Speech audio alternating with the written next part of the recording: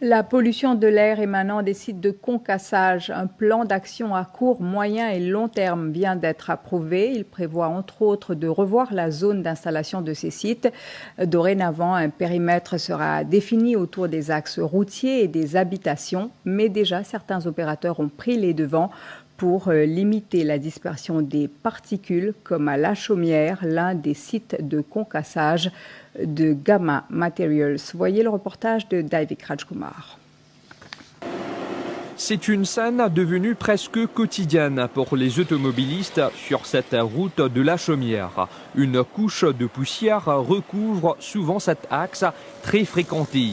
En cause, le site de concassage qui opère juste à côté et surtout les allées et venues des poids lourds qui y accèdent, jusqu'à 300 camions par jour.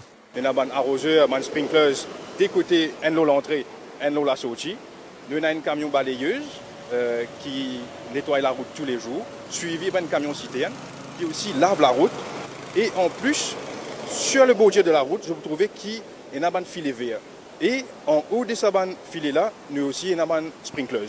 Ce sprinkler-là, il aide à faire l'abattage de la poussière. Et pour contenir ces poussières, l'eau demeure l'élément clé, comme ici à travers ce dispositif de pulvérisation lorsque les roches arrivent. Là, ce que vous voyez, c'est le Dust Abatement System. Donc l'idée, c'est de propulser de l'eau avec de l'air comprimé pour créer un nuage, un brouillard. Et ça permet de faire un nuage qui capte toutes les poussières.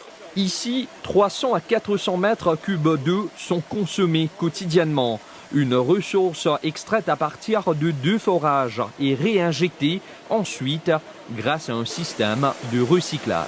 Il s'agit d'un principe de nettoyage de l'eau avec des flocculants. Donc on utilise ce premier bassin pour capter toutes les eaux de la carrière. On va les nettoyer et ensuite elle va arriver une eau plus propre là-bas qui va être réutilisée dans la carrière. Au final, on arrive à recycler 90% de l'eau que l'on utilise sur le site.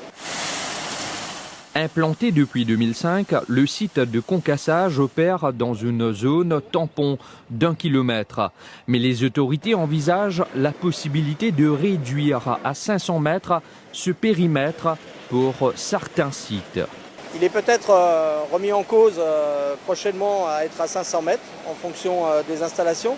Donc ça, c'est le ministère qui en décide et qui nous imposera cette réglementation. Bon, pour ce faire, on n'a pas attendu que les réglementations en fait, évoluent.